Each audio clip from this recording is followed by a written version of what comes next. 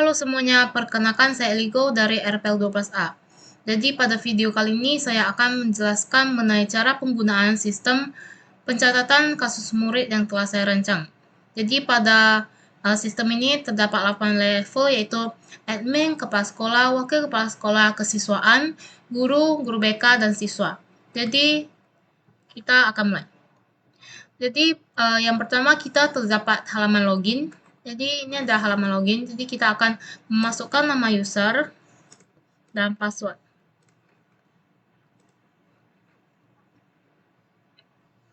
Jadi yang pertama akan diarahkan ke halaman login.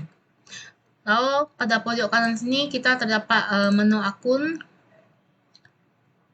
Jadi ini kita bisa mengganti profil kita, nama, email, nomor telepon, dan password kita. Jadi kalau mau ganti password, kita harus memasukkan password lama kita, kemudian ganti yang baru, dan klik confirm. Nah, kemudian edit, kita bisa mengedit saja langsung dari sini, kemudian kita save edit.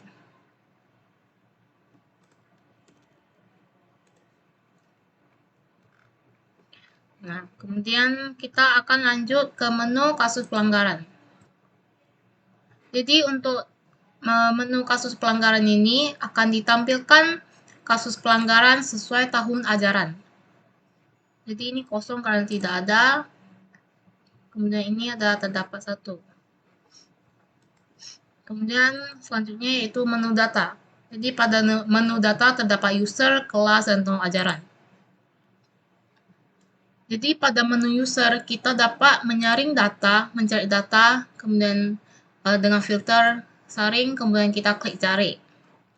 Misalnya Eli kita cari, nah maka akan muncul. Kemudian kita juga bisa tambah, kita add aja,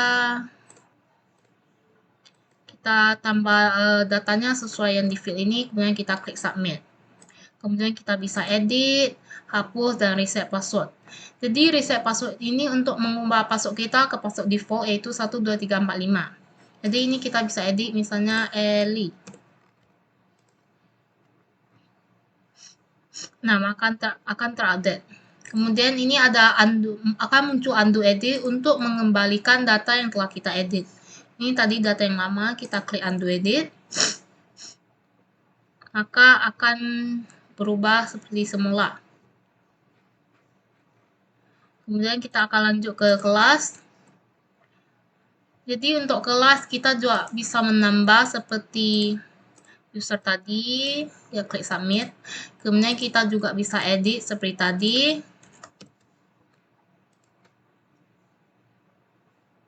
Kita bisa hapus dan undo edit juga. Nah, selanjutnya yaitu tahun ajaran. Tahun ajaran kita juga bisa tambah seperti tadi, kemudian kita bisa edit dan hapus. Nah, ini undo editnya juga akan muncul jika kita melakukan edit.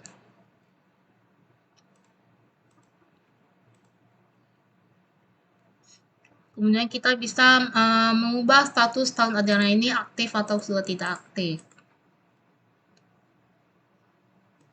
Nah, ini akan berubah, kita tinggal klik ini dan update. Nah, selanjutnya yaitu catatan kasus. Jadi catatan kasus ini untuk mencatat catatan kasus ya. Ini juga bisa menyaring data, kita bisa cetak dan tambah. Ini tambah juga sesuai seperti tadi, kita tinggal tambah, kita input di field, kemudian kita klik submit. Kemudian kita bisa edit.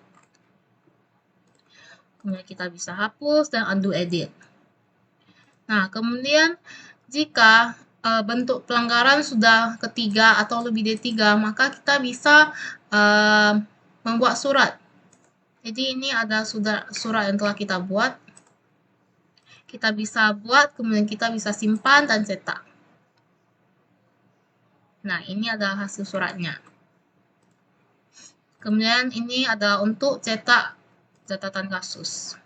Jadi ini catatan kasus kita bisa cetak semua atau cetak berdasarkan tahun ajaran atau cetak berdasarkan murid. Nah, ini kita coba cetak semua. Nah, ini ada hasilnya. Ini kosong karena memang tidak ada catatan. Selanjutnya yaitu setting. Jadi ini setting untuk mengganti logo web kita, nama web, nama sekolah, alamat, kota, dan nomor telepon. Kita juga bisa edit. Jadi kita tinggal ubah di sini, kemudian kita save edit.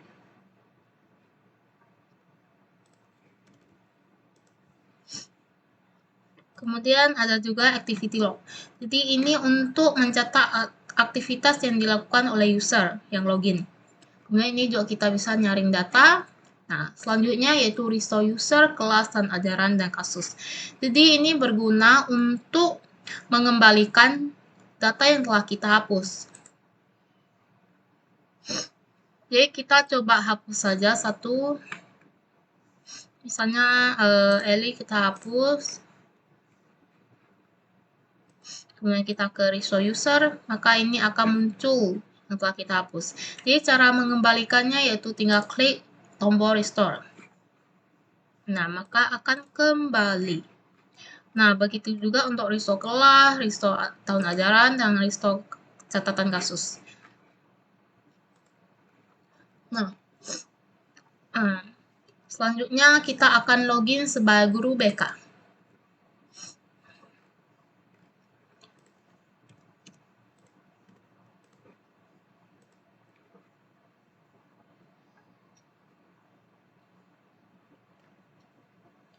Nah, jadi untuk guru BK, kita dapat mengakses menu dashboard, kasus pelanggaran, dan catatan kasus, dan profil seperti tadi.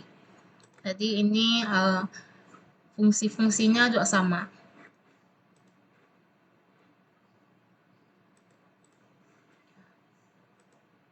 Selanjutnya yaitu level kepala sekolah, wakil kepala sekolah, kesiswaan, dan murid dan guru. Jadi karena menu yang dimiliki 5 user tersebut dengan level tersebut, hak akses menunya sama, jadi kita akan login sebagai salah satunya aja, misalnya Eli.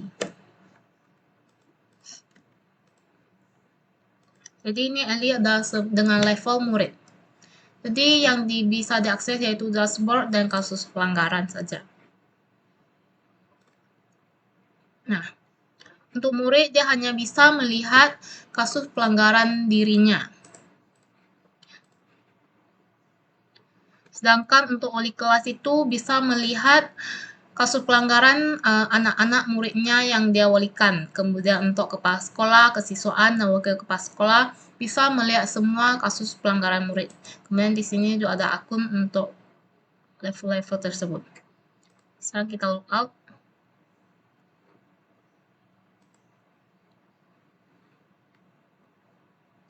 Sekarang saya akan kembali login dengan level admin untuk menunjukkan fitur yang telah saya tambahkan yang telah diminta oleh teman-teman saya.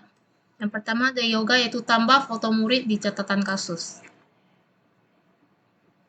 Jadi inilah foto muridnya. Kemudian print berdasarkan murid. Jadi ini ada print berdasarkan muridnya. Nah, selanjutnya yaitu tambah nomor HP dan nama wali murid. Ini nama wali murid serta nomor HP-nya. Kemudian Flora tambah untuk hitung jumlah pelanggaran murid. Jadi yaitu di sini pelanggaran ketiga.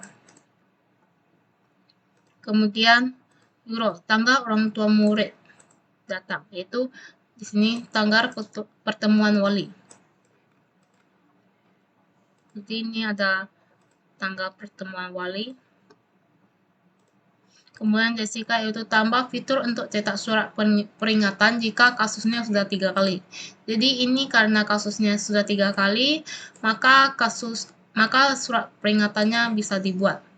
Jadi jika pelanggarannya belum sampai ke 3 kali, maka tombol surat ini tidak akan aktif.